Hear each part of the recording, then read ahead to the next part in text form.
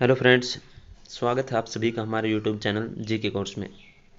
आज हम आपके लिए लेके आए हैं एक और नई वीडियो, जिसमें हम आपको कराएंगे आरआरबी ग्रुप डी 22 अगस्त की सभी शिफ्टों में पूछे गए बिल्कुल ओरिजिनल क्वेश्चन, और लगभग यही क्वेश्चन भी रिपीट होंगे और इनसे रिलेटेड जो क्वेश्चन हैं वो भी आगे एग्ज़ाम में आएंगे। और हम आपको बताएंगे कुछ इम्पोर्टेंट टॉपिक जो आपको रिवाइज कर लेने हैं। तो चलिए वीडियो को शुरू करते हैं। उससे पहले आप हमारे चैनल को सब्सक्राइब कर दीजिएगा, वीडियो को लाइक और शेयर कर दीजिएगा। पहला क्वेश्चन पूछा गया था कि छोटा नागपुर पठार किस राज्य में है। तो ये झारखंड में है और इसे भारत का रूर प्रदेश कहा जाता है। और छोटा नागपुर पठार से दामोदर नदी निकलती है। यदि पूछे विश्व का रूर प्रदेश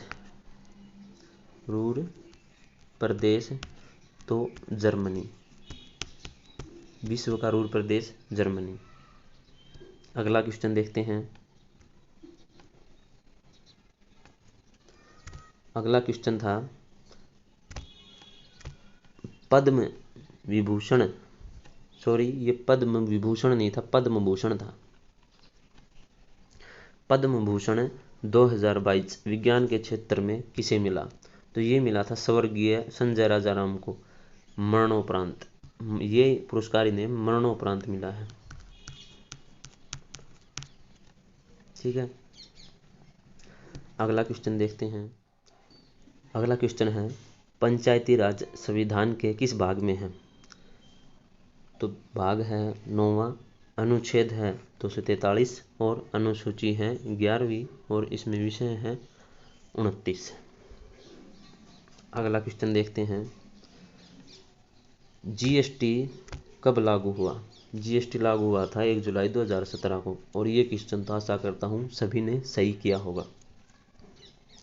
एक क्वेश्चन केंद्र और राज्यों के बीच संबंध के बारे में पूछा था, लेकिन क्या पूछा था ये अच्छी तरह पता नहीं चल पाया, इसलिए हम केवल इतना क्वेश्चन बना के लेके आए हैं। केंद्र और राज्यों के बीच संबंध जो हैं वो अनुच्छेद 245 से 255 के बीच दर्शाए गए हैं। अगला क्वेश्चन देखते हैं।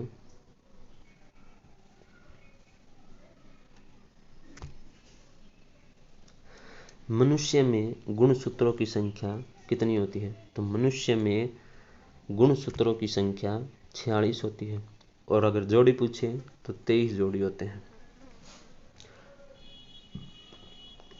अगला क्वेश्चन, ब्रह्म समाज की स्थापना किसने की थी, पूछा गया था। आंसर है राजा राम मोहन राय। कब की थी, 28 अगस्त 1828 को की थी और कोलकाता में की थी। अगला क्वेश्चन देखते हैं।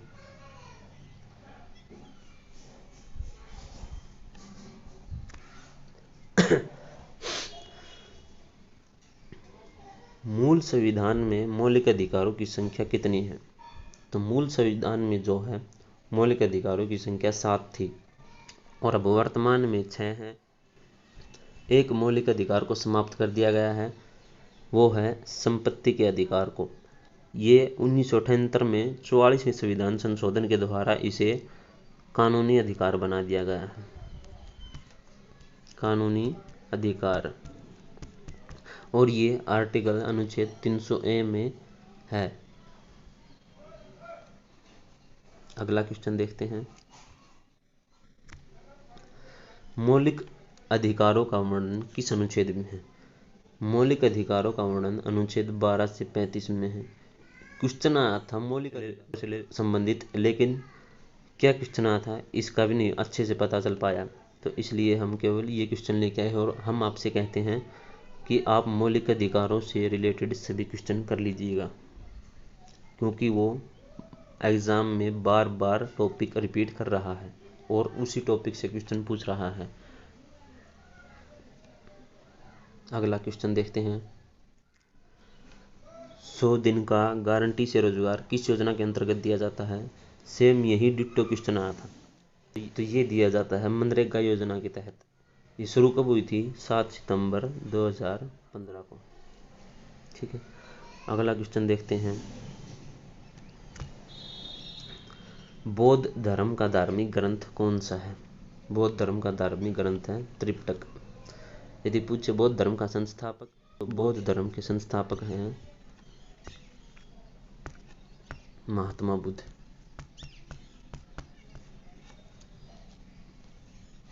आगे देखते हैं।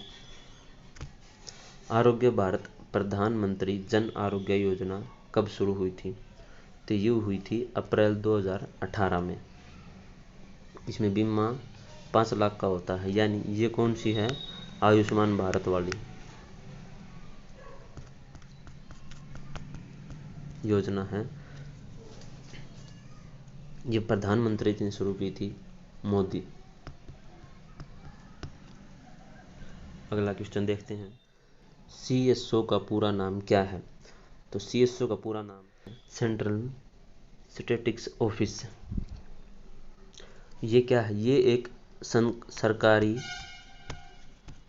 एजेंसी है। अगला क्वेश्चन देखते हैं।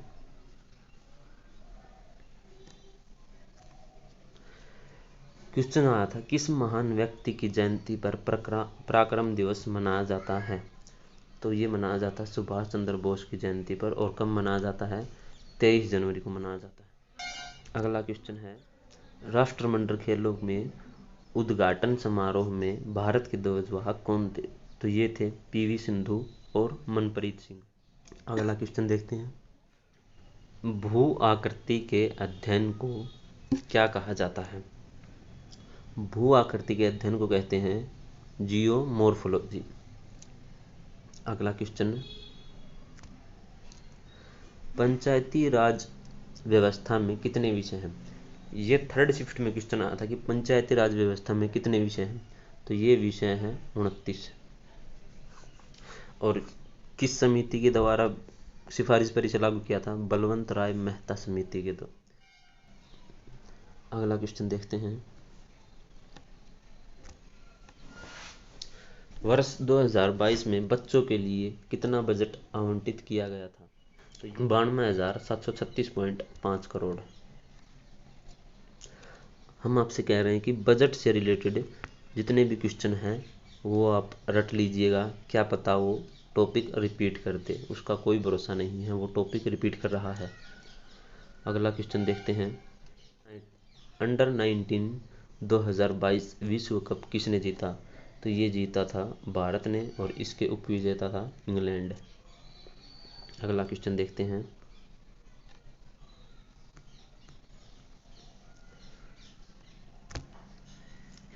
15वें वित्त आयोग के अध्यक्ष कौन है? तो 15वें वित्त आयोग के अध्यक्ष हैं नंद किशोर।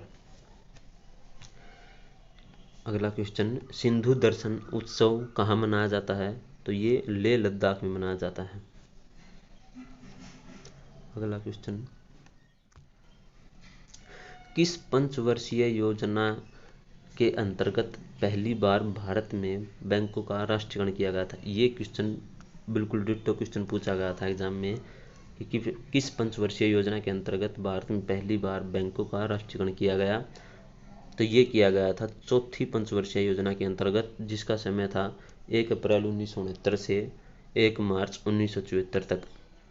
कितने बैंकों का राष्ट्रीयकरण हुआ था? तो ये हुआ था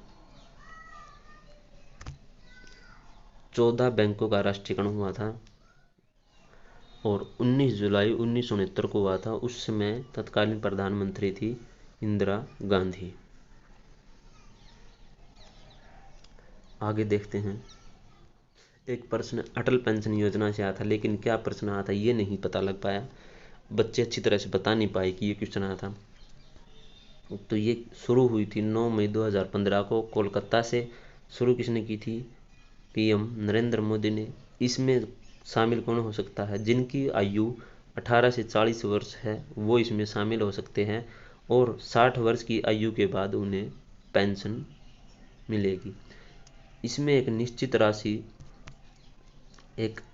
निश्चित राशि जमा करवानी होती है जिसके आधार पर आपको 60 साल के बाद पेंशन मिलेगी। इसमें आपको 1000, 2000, 3000, 4000 या 5000 तक पेंशन मिलेगी। अगला क्वेश्चन देखते हैं। दोस्तों ये कुछ इम्पोर्टेंट टॉपिक है जो आपको बिल्कुल रट लेने हैं। इनसे एग्ज़ाम में क्वेश्चन वो बार बार पूछ रहा है। यदि आप चाहते हैं कि आपका स्कोर अच्छा हो तो आप ये टॉपिक रट लीजिए। और हमने एक वीडियो बना रखा आपको एग्ज़ाम में क्या करना है, कैसे करना है, कैसे हल करना है, वो वीडियो देख लीजिएगा यदि आप चाहते हैं कि आपका एग्ज़ाम अच्छा हो और आप अच्छा अटेम्प्ट कर पाए। तो ये कुछ टॉपिक हैं। रीजनिंग में है सीटिंग अरेंजमेंट, हर शिफ्ट में 3 से 4 क्वेश्चन पूछ रहा है। और कैलेंडर में हर शिफ्ट में 2 क्वेश्चन पूछ रहा है। घड़ी में भी 1 या 2 क्वेश्चन हर शिफ्ट में पूछ रहा है। कथन निष्कर्ष में 2 से 3 क्वेश्चन हर शिफ्ट में पूछ रहा है। और कोडिंग डिकोडिंग से ये बिल्कुल इम्पोर्टेंट क्वेश्चन है जिनसे वह क्वेश्चन पूछ ही रहा है। साइंस में रासायनिक अभिक्रियाएं और दर्पण एवं लेंस, ये टॉपिक सबसे इम्पोर्टेंट हैं। ये दोनों, इनको तो आपको रट लेना है, बिल्कुल घोट के पी जाना है। हर एग्जाम में 2 से 3 क्वेश्चन पूछ रहा है दोनों टॉपिकों में। प्रतिरोध से हर शिफ्ट में क्वेश्चन पूछ रहा है और आवर्त सारणी से भी हर एग्जाम में क्वेश्चन पूछ रहा है। आपको तत्वों के परमाणु क्रमांक रट लेने हैं क्योंकि वो परमाणु क्रमांक से भी क्वेश्चन पूछ रहा है। और गणित की बात करें तो मैथ में परसेंटेज से हर शिफ्ट में 1 से 2 क्वेश्चन पूछ रहा है। क्षेत्रमिति में भी हर शिफ्ट में क्वेश्चन पूछ रहा है। क्षेत्रमिति के आप फॉर्मूले रट लीजिए। 2D और 3D के आप क्वेश्चनों को सोल्व कर देंगे इससे क्योंकि वो ज़्यादा डीपली नहीं जा रहा है, केवल ऐसे क्वेश्चन पूछ रहा है जो फॉर्मूले से ही सोल्व हो जाए। त्रिकोणमिति में हर शिफ्ट में क्वेश्चन पूछ रहा है। लाभ और हानि के 1 से 2 क्वेश्चन हर शिफ्ट में पूछ रहा है और साधारण ब्याज से भी हर शिफ्ट में क्वेश्चन पूछ रहा है। तो ये कुछ इंपॉर्टेंट टॉपिक है जो आपको कवर कर लेने हैं, रट लेने हैं। ये अगर आप ये टॉपिक रट लेते हैं तो आप 75+ क्वेश्चन कर पाएंगे। और एक बात और, आप अगर आपके पास 2-3 दिन हैं तो आप मैथ और रीजनिंग ये दोनों सब्जेक्ट घोट के पी जाए इनसे 2-3 दिनों में। अदरवाइज आप किसी भी सब्जेक्ट को हाथ ना लगाएं क्योंकि जिन्होंने ये 2 टॉपिक सही कर दिए ना, वो उसका समझ लो एग्ज़ाम बिल्कुल क्लियर है। क्योंकि यही 2 हैं सब्जेक्ट हैं जो एग्ज़ाम में अब तक आसान आ रहे हैं। और साइंस तो आपको पता ही है कैसी लेवल की आ रही है, बिल्कुल हार्ड लेवल की साइंस पूछ रहा है। और दूसरा, यदि आप हो सके तो जनवरी से जुलाई 2022 का करंट रट ले। इससे आपका एग्ज़ाम बहुत अच्छा जाएगा और 100% गारंटी है आपका एग्ज़ाम क्लियर होगा ही। तो आज की वीडियो में इतना ही। यदि आप चाहते हैं कि हम आपके लिए और वीडियो लेके आएँ तो आप हमारे चैनल को सब्सक्राइब कर दीजिएगा, वीडियो को लाइक और शेयर कर दीजिए ताकि हमें मोटिवेशन मिले और हम समय समय पर आपके लिए अच्छी वीडियो लेके आते रहें। आप हमें सपोर्ट कीजिए, हमें आपकी सपोर्ट की बहुत बहुत ज़रूरत है। थैंक यू, धन्यवाद। जय हिंद, जय भारत।